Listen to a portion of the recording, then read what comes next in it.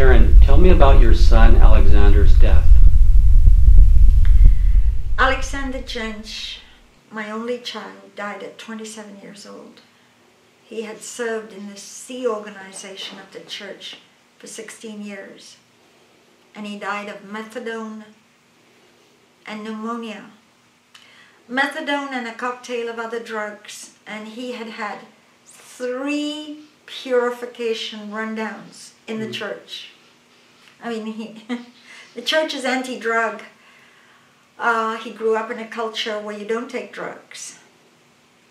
And there he was, lying in the Los Angeles morgue at 27 years old. And the Church of Scientology chose not to inform me that he was dead. How did you find out that your son had died?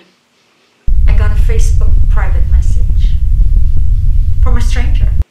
And it said, "I hope you know that Alexander's dead." And I just couldn't believe it. I could not believe it. I thought they must mean he were his father in his 70s, you know.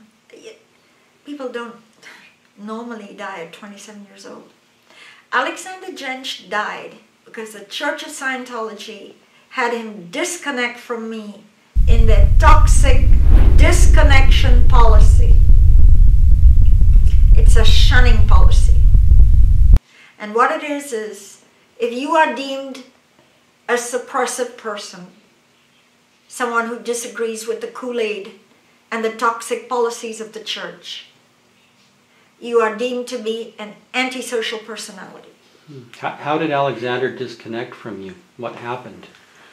Well, I found out and got wise to a lot of church atrocities. And I started posting on the internet anonymously.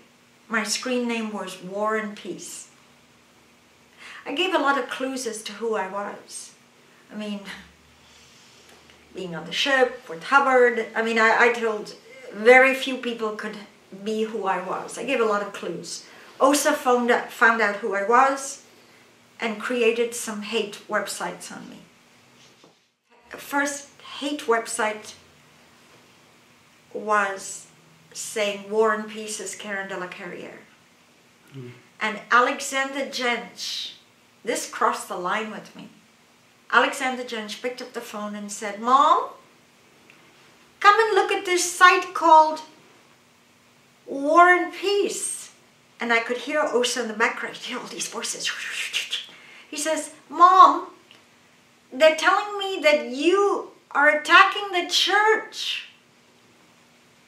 And I said, "Alexander, if you want to play this OSA game, I'm going to disinherit you." This was, can you believe this was just about the last live conversation we had? They set up my son to point me to a hate website. And the anonymous comments took data out of my confessional folder and put it on the web and made it internet business. I served the church for 35 years. I gave money to the church. I slave labored for the church. I did my $10 a week, no days off, no annual leave. I worked for that church. And when my son died, they did not have the decency to call up the phone and tell me, "Your son is lying in Los Angeles morgue."